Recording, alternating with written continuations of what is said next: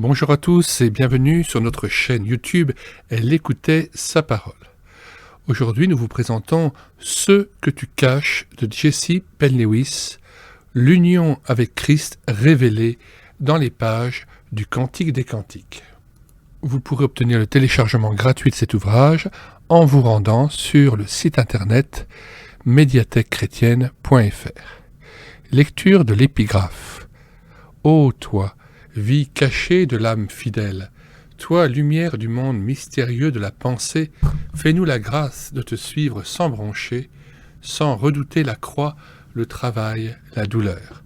Heureux d'être ignoré, heureux de marcher seul, ici-bas, caché en toi, pour être là-haut, lumière dans ta lumière.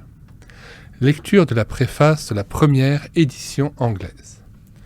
Le Cantique des Cantiques est bien le dernier livre des Écritures sur lequel j'aurais choisi d'écrire. Mais pendant une période de repos forcé, le livre s'illumina pour moi. J'y discernais les étapes du développement de l'âme qui vit avec Dieu. Je fus poussé à écrire ce qui m'était révélé et, en le faisant, j'ai compris que je n'avais pas le droit de garder pour moi seul la lumière communiquée. La pensée spirituelle seule peut comprendre le Cantique des Cantiques, et il n'y a point de livre dans la Bible demandant plus de révérence, plus d'affranchissement de ce qui est charnel et terrestre, un plus vif sentiment de la majesté du Très-Haut et du Saint, l'Éternel. Le Cantique a été souvent expliqué comme un chant d'amour de Christ et de l'Église. Mais il est aussi comme un miroir sur lequel l'Esprit divin projette divers aspects du Seigneur glorifié. De sorte que l'âme, contemplant la gloire du Seigneur, comme dans un miroir, est transformée de gloire en sa ressemblance. Si ce livre est lu comme donnant les expériences progressives du racheté sur le chemin de la vie avec Dieu, on le trouve en parfaite harmonie avec les autres livres de la Bible qui ont pour note dominante la mort et la résurrection. Les passages interprétés généralement comme décrivant un retour en arrière du fait de la mondanité ont, sans nul doute, été employés par le Saint-Esprit pour ramener à Dieu ceux qui avaient abandonné leur premier amour. Mais il s'y trouve certainement, pour ceux qui recherchent avec ardeur la connaissance de Dieu, un sens plus profond. Effectivement, il arrive que l'âme n'ait conscience d'aucun manquement, et cependant, elle fait une expérience du désert. Elle y avance, et au-delà, elle émerge dans une vie nouvelle en Dieu, vie plus riche et plus abondante que celle qu'elle connaissait jusque-là.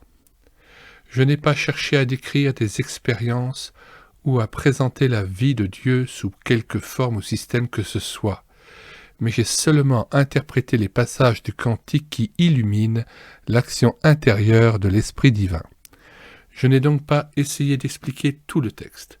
J'ai seulement voulu tracer l'histoire de l'âme qui est vraiment unie à Christ.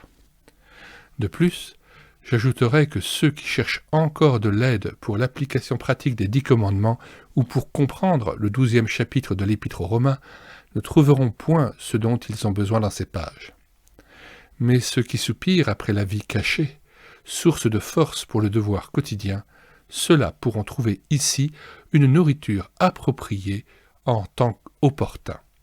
Je ne puis que demander au lecteur de mettre le livre de côté s'il ne s'y trouve point de message pour lui et lui conseiller de rechercher directement auprès de Dieu cette union avec le bien-aimé ici décrite.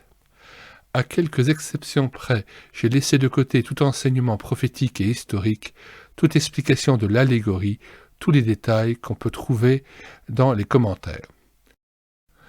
Que l'Esprit éternel daigne veiller sur le langage qui exprime si faiblement les choses divines les plus sacrées, qu'il l'empêche de devenir simple phraséologie chez ceux qui cherchent à entrer dans tous les desseins divins, au point où nous sommes parvenus, que soit manifesté en chacun cet esprit brisé, cette profonde humilité, cette sainte frayeur, marque indubitable de ceux qui ont l'habitude de vivre en la présence de Dieu. Jesse Penn-Lewis, mai 1899. Nous souhaitons que vous puissiez trouver dans ce livre richesse et révélation. Nous vous disons au revoir, bonsoir à tous et à bientôt.